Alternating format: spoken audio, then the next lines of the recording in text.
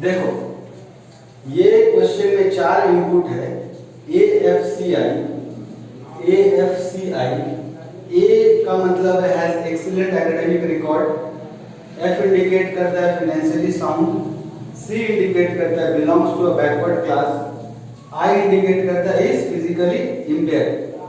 अब यहाँ पे जो कंडीशन है, 4 वेरिएबल इनपुट है, इसलिए हम लोग एक ट्रुथ टेबल बनाए हैं, ठीक है, 2 to the power 4 मतलब 16 पॉसिबिलिटीज कॉम्बिनेशन के लिए x आउटपुट है। तो यहाँ पे जो कंडीशन है, पहला है student has excellent academic record. तो student has excellent academic record मतलब ए, और साथ में but is financially weak. But is financially weak का मतलब यहाँ पे देखो F का मतलब है फाइनेंशियली साउंड, तो फाइनेंशियली साउंड का उल्टा फाइनेंशियली वीक होता है, मतलब नॉट फाइनेंशियली साउंड।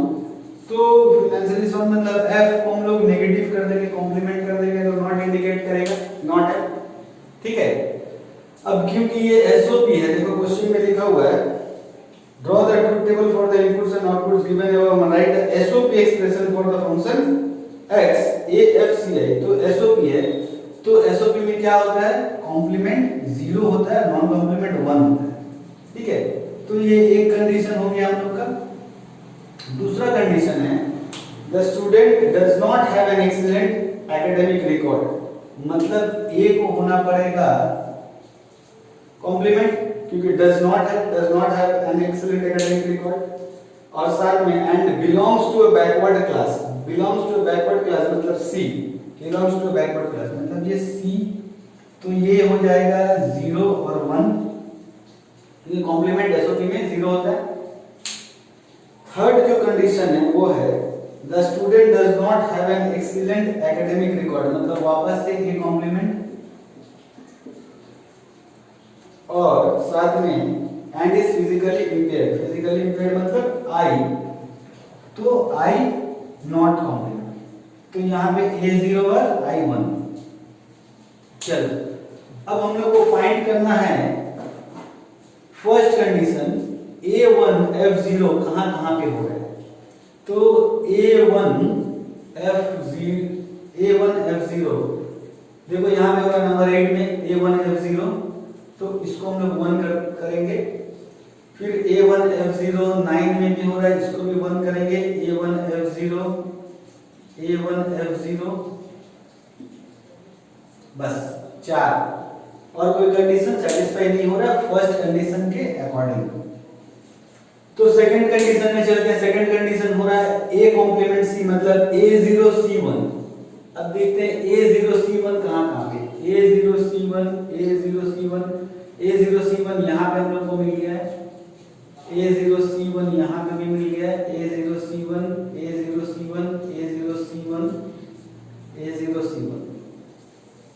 ठीक है। अब थर्ड कंडीशन है A कॉम्प्लीमेंट I मतलब A0 I1, तो हम लोग को ढूंढना होगा A0 I1 मिल गया यहाँ पे, A0 I1 पहले से ही है, तो वापस से लेने का कोई जरूरत नहीं है। A0 I1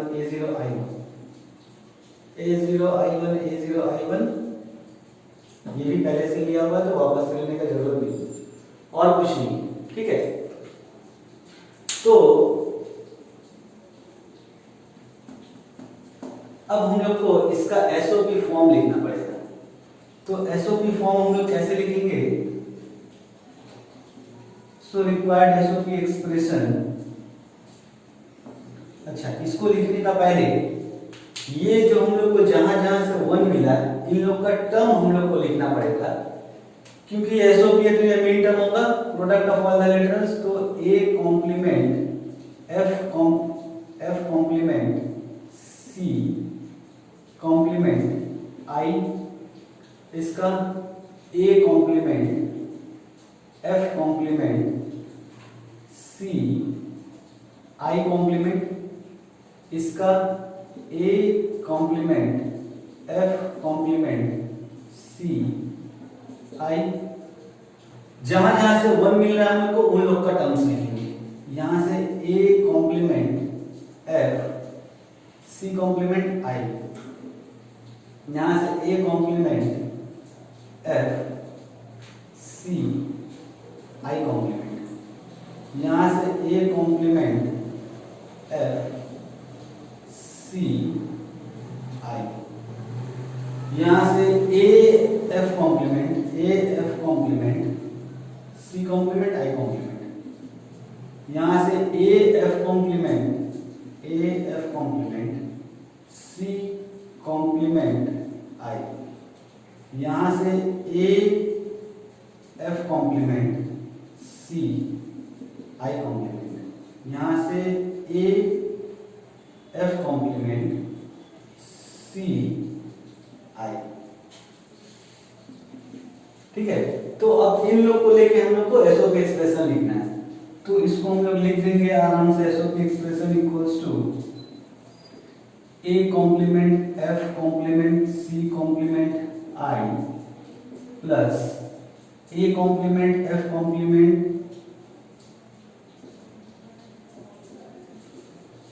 C I complement plus A complement F complement C I plus A complement F C complement I plus A complement F C I complement plus A complement F C I plus A complement A F complement C complement I plus A F complement C complement I plus A F complement C I complement plus A F complement C I. ठीक है, तो ये हुआ required SOP term. अच्छा, अब अगर बात करें इसको और एक तरीका से लिख सकते हो, वो भी हम लोग को लिखना पड़ेगा। Function of X A F C I equals to summation of, summation क्यों, क्योंकि ये एसओपी है। कहां से ये टर्म्स हम लोग को मिल रहा है, वन, मतलब वन कहां से किस किस नंबर से मिल रहा है, 1 2 3 1 2 3 5 6 7 5 6 7 8 9 10 11 8 9 10 11। ठीक है, अब देखो ये हो गया। ठीक है, यहां से हम लोग फिर से इसका की मैप बना सकते हैं, जो कि एसओपी है, तो ये सम ऑफ प्रोडक्ट का की मैप होगा। क्लियर है, तो चलो इसका की मैप बनाओ जल्दी से, कितना क्वाड कितना पी आ रहा है बताओ।